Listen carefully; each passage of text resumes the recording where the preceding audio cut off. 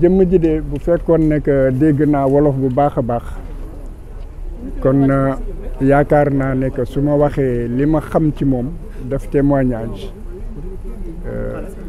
àddina bi dinañ gën a xam dem si yàlla bi kan la li ñuy tënk rek moom moo di que li ko nit ñi xamee moom moo di jëmm joo xam ne que ci dundam xeex pour sàmm yelleef ak àq doomu aadama ci lañ ko xamee ba mu nekkee xale la ko tàmbali gis nañu bu ñu fàttalikoo journal Sopi gis nañu aussi Le Témoin mu di jamono yi nga xam ne que nit ñaa ngi doon xeex pour que Sénégal gën a mun a am démocratie et que ñu dog buumu jaam gi foofu lañ ko njëkk a ràññee mu di koo xam ne yàlla da koo may mu am kaddoom da doon sori te kaddoom da doon leer ci jamono yooyu ñoom Cheikh Anta ak ñoom ñëpp ba ñuy xeex ci jamono yooyu lañ ko gën a njëkk a ràññee ci maanaam wàllum journalisme damay tënk rek ñoom Ablaye Wade ak ñëpp bu ngeen gisee tey jii ñu yónnee ay délégation c'est que ku ci ne ba nga xamee ne que ñu ngi la doon toroxal di la sonnal ci wàllu politique moom jóg na jàpp na ci xeex na ci léegi nag li ko nit ñi xamee ci robb bi kon loolu dafa di li tax mu gën a feeñ gën a fës looloo taxit mu doon nit koo xam ne que addina bi xamee ko ndax muy Côte d'Ivoire muy France muy Guinée muy Mali muy réewu Afrique yëpp fépp foo xam ne que war nañu war a mën a taxaw pour sàmm ak yelleefu doomu aadama Khoureyssi Ba dem na taxaw na fa avocat yi bi nga xam ne que moo ëpp turit ci àddina bi mu di Jacques Vergès ba nga xamee ne que moom it jaay nañ ko doole di ko néewal doole Khoureyssi Ba taxawu na ko dégg nga pour défendre ko nekk avocat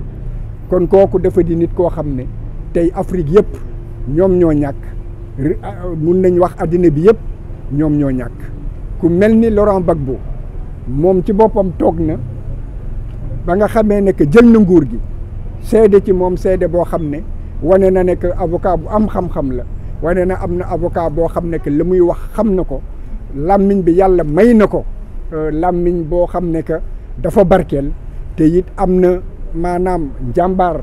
boo xam ne que njàmbaar bu néew la nit war di ko mën a am di xeex ak yelleefu doomu aadama boo xam ne que en fait moom mënoon na ko ñàkk a def kon tey jii naqar la ñu àndal ñii ma nekkal nii ñii ñëpp ci France la jóge kii na maanaam ci Comore la jóge ñoom ñëpp day wane dimension nit ki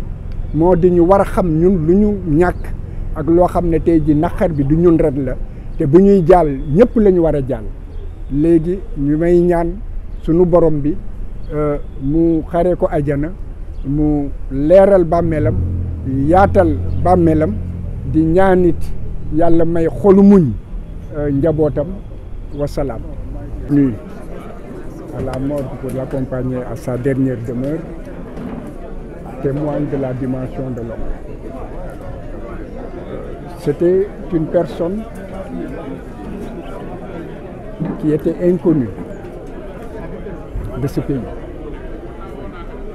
Ce qu'il voyait, c'était simplement une robe noire. Mais au-delà de sa grande culture, il s'épanouissait et excellait dans son art.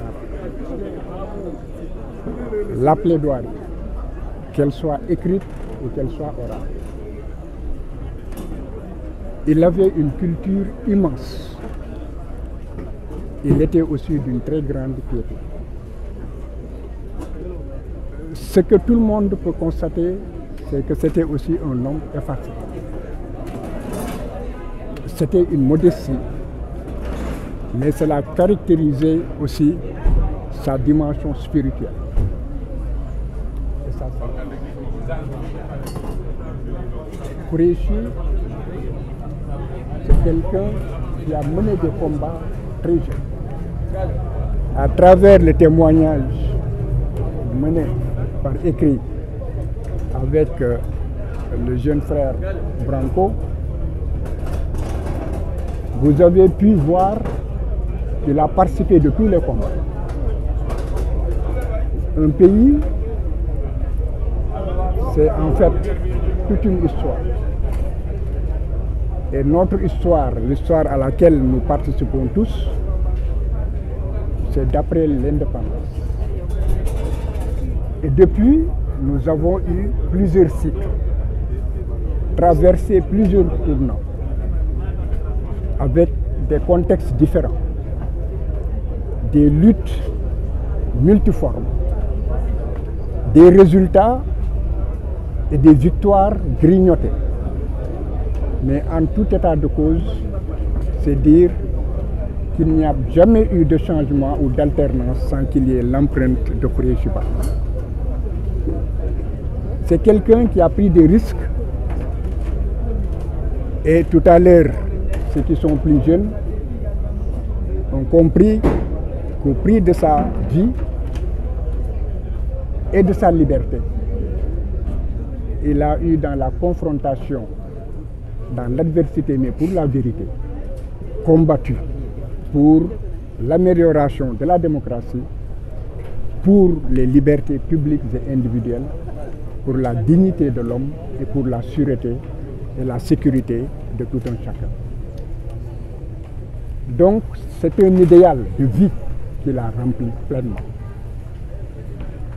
Et à travers donc le témoignage de Juan, l'hommage qu'il a rendu avec moi-même, vous avez pu savoir que cet homme avait une dimension aussi internationale, qu'il a participé à des combats en dehors du Sénégal, partout en Afrique et même en Europe. Il a défendu de grands hommes, il a défendu de grandes personnalités et il a été la défense même de la défense. Donc défendre des avocats, c'est la défense de la défense. Je ne fais pas l'éloge d'un homme. Je voudrais seulement qu'on cerne la dimension de l'homme et que l'on puisse mesurer la perte aujourd'hui du Sénégal. Peu de personnes savaient qu'il était malade, qu'il souffrait. Mais il a tenu stoïquement à mener le combat jusqu'au bout. Et avec la victoire de ce que j'appelle de la révolution, parce que pour moi, il y a tous les signes, tous les stigmates, tous les contours d'une révolution, et non pas d'une simple alternance, c'est là qu'il a eu, je pourrais dire, la dernière satisfaction qui lui donnait l'impression d'avoir réussi une vie et d'avoir atteint en tout cas un idéal. Nous prions pour que le bon Dieu l'accueille dans son paradis. Et si ce ne sont que les bonnes œuvres qui mènent au paradis, nous sommes confiants parce que nous savons qu'il est attendu par les anges pour le paradis. Je vous remercie.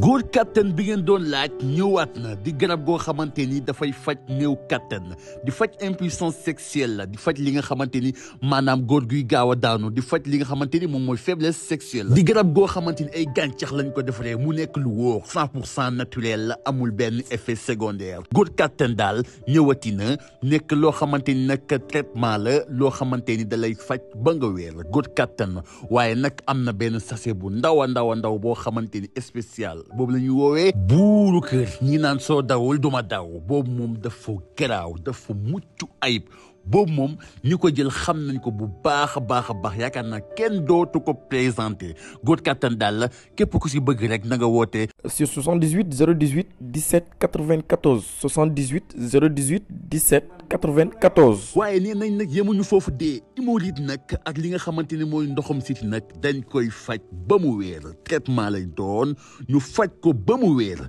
góor kattan daal moo ngi noonu ak góor kattan bii mooy bu baax baax